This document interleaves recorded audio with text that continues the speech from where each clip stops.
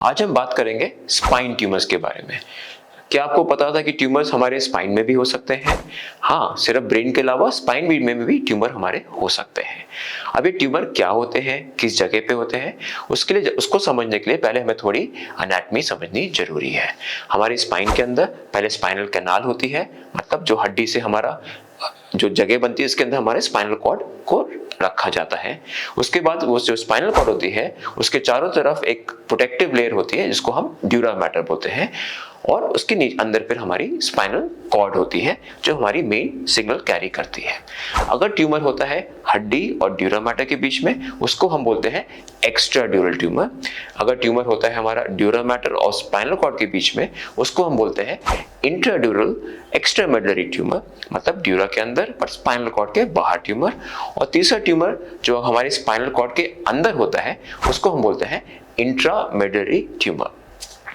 अब ये डिफरेंट प्रकार के ट्यूमर क्यों हमें जानने जरूरी है? नॉर्मली जो ट्यूमर एक्स्ट्रामेडुलरी होते हैं, मतलब जो हमारी हड्डी से आते हैं, वो नॉर्मली इन्फेक्शन में होता है या चोट के बाद होता है या बॉडी में किसी और प्रकार का कैंसर जो वहां पे स्प्रेड होता है, वो इस तरह के ट्यूमर्स कॉज करते हैं। फिर दूसरा ट्यूमर होता है intradural tumour, intradural extramedullary tumour.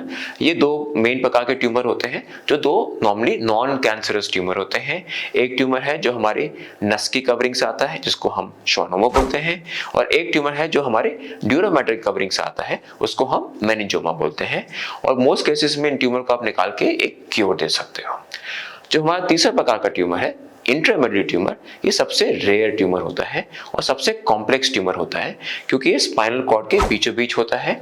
इसको निकालना सबसे जटिल और सबसे कॉम्प्लिकेटेड होता है। अब इन ट्यूमर की क्या परेशानी हो सकती है?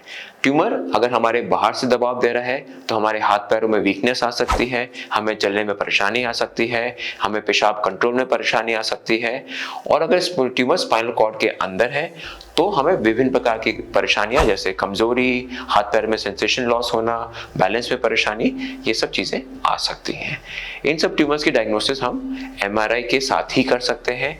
एमआरआई हमें बताता है कि ट्यूमर की लोकेशन क्या है और कि किस प्रकार का ट्यूमर हो सकता है, और उसी के बाद हम इसको सर्जरी का या और इलाज का हम प्लान कर सकते हैं। धन्यवाद।